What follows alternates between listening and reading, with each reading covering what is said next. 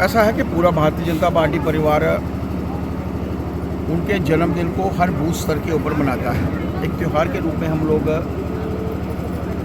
इस कार्यक्रम को मनाते हैं। उनकी जीवनी के ऊपर प्रकाश डालना, उनके कार्यकाल में क्या क्या कार्य हुए उसके ऊपर प्रकाश डालना।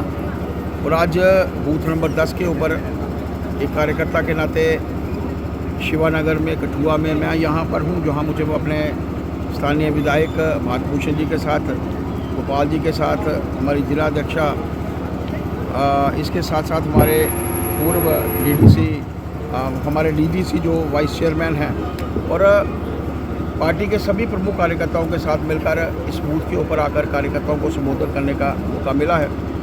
उस महान शख्सियत को कुछ बड़े कार्य हैं जिनके कारण उनका जन्मदिन सुशासन के रूप में मनाया जाता है। उनका कार्यकाल सुशासन के रूप में पूरा देश देखता है। पोखरण 2 का विस्फोट, हम सब जानते हैं कि एक न्यूक्लियर शक्ति के रूप में उभरना, वो अपने आप में भारत की तरफ से एक ऐसी पहल थी जिसके चलते देश जो था वो न्यूक्लियर पावर बनने की तरफ अग्रसर हुआ। करगिल का वो युद्ध, हर बार का युद्ध हमारे सैनिक लड़ते थे, जीते थे, लेकिन जब टेबल के ऊपर बैठने की बात आती थी तो हमारे नेता युद्ध जो था वो हार जाते थे। लेकिन करगिल का युद्ध एक ऐसा था जो सैनिकों ने पहाड़ियों के ऊपर जीता और हमारे नेताओं ने टेबल के ऊपर जो था वो युद्ध जीता। चतुर्भुज सड़कों का निर्माण, हम सब जानते हैं कि आज जो सड़कों का निर्माण हो रहा है, चल रहा है, वो उन्हीं की देन थी। हर जगह पर पानी पहुँचे, हर जगह पर बिजली पहुँचे, उनका कार्यकाल जो है इसके लिए जो है वो जाना जाता है।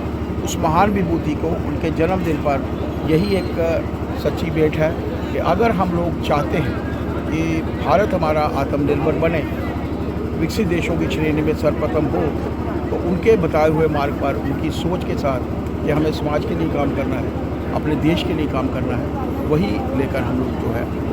सर, जिस तरह से बांग्लादेश में दीपू चंद्रा की हत्या कर दी गई, उसके बाद पूरे हिंदुस्तान में उबाल है। हर जगह जो है वो पुतले जलाए जा रहे हैं और कहा जा रहा है कि बांग्लादेश में जिस तरह से उस हिंदू की जो है वो हत्या की गई है, हिंदुस्तान में कई ऐसी जगह हैं जहाँ पर रोहिंग्या। देखिए, यहाँ तक भारतीयों की प्रवृत्ति है, हमारे भारत की प्रवृत्ति है। भारत एक ऐसा देश है जहाँ पर सभी धर्मों के लोग साथ रहते हैं। हिंदू, मुस्लिम, सिख, ईसाई, पारसी, बौद्ध, जैनी सब जो हैं इकट्ठे रहते हैं। इस देश में रहने वाला हिंदू सुरक्षित है, सभी धर्म जो हैं वो सुरक्षित हैं।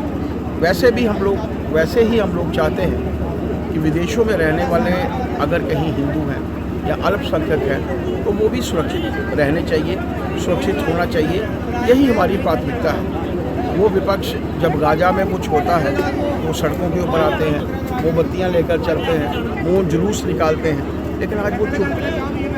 सीधे तौर पर दर्शाता है कि वो पुष्टिकरण की राजनीति करते हैं, वोट बैंक की राजनीति करते हैं। आज आप ये मानकर चलिए कि देश के प्रधानमंत्री जी सीधे तौर पर इसके ऊपर नज़र बनाए हुए हैं। यहाँ तक प्रश्न रोहिंग्यास को लेकर मेरा भी मानना है, एक पार्टी का कार्यकर्ता होने के नाते भी, एक भारतीय होने के नाते भी, कि वो कितने प्रदेश छोड़कर यहाँ पर बॉर्डर एरिया में अगर आए तो कुछ ना कुछ मंशा उनके मन में अवश्य हो, कुछ ना कुछ मंशा के साथ कुछ लोगों ने उन्हें यहाँ अवश्य भेजा होगा। They must be deported back to their own countries, मेरा ऐसा मानना है। और मैंने इस बार राज्यसभा सदस्य होने के नाते भी मोशन पुट अप किया था, नहीं लगा, अगली बार फिर कोशिश करूँगा ताकि संख्या भी हमें पता चले और उनको डिपोर्टेशन जो है उनके देशों में। जिस तरह से सरकार उन पर करोड़ों का खर्च जो है वो हर साल कर।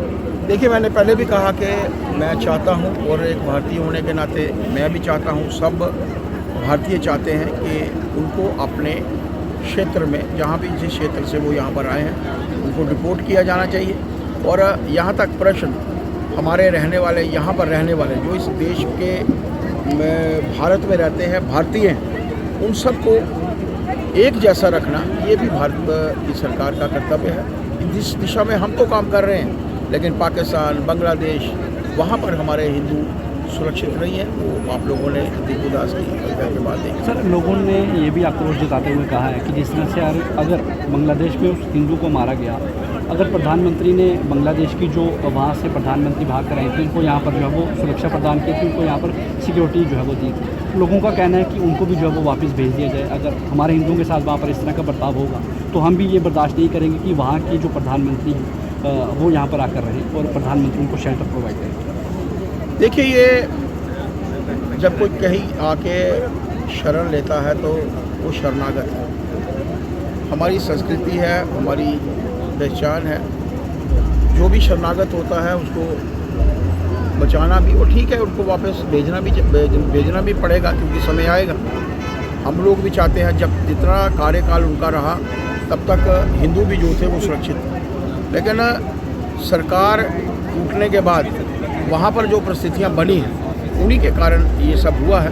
समय आएगा, उचित समय आएगा, केंद्र जो है उसके ऊपर नज़र अपनाए हुए है। मेरा तो यहाँ यही मानना है कि आज 1947 की जो हिंदू की परसेंटेज थी, आज कितनी गिरावट जो है वो आई है। यहाँ तो उनको मार दिया गया है, या कन्वर्ट कर दिया गया है, या कहीं वो दूसरे देशों में जाकर बसे हुए। ऐसे समय में वहाँ की सरकार को, वहाँ के लोगों को भी चाहिए। आज विश्व भर में कई ऐसे देश हैं यहाँ पर हर जाति के लोग, हर धर्म के लोग सुरक्षित हैं, उनमें भारत जो है वो सर्वप्रथम है। वैसा ही बांग्लादेश को भी। सर, आखिरी सवाल रहेगा, जिस तरह से वैष्णो देवी मामले को लेकर भाजपा के 29 MLA हैं, 3 MPs हैं, क्या ऐसा लगता है कि उन लोगों को प्रधानमंत्री से बात करनी चाहिए? क्योंकि हर बार कहा जाता है कि प्रधानमंत्री की सीधी नज़र जो है वो जम्मू कश्मीर को लेकर है, तो इस मसले को सुलझाया जाना चाहिए, ना कि बल्कि जिस तरह से टूल इस मामले को दी जा रही है, इससे माहौल जो है वो बिगड़ने की संभावना जो है वो बन रही है। देखिए, हम लोग मिले हैं, ऊपर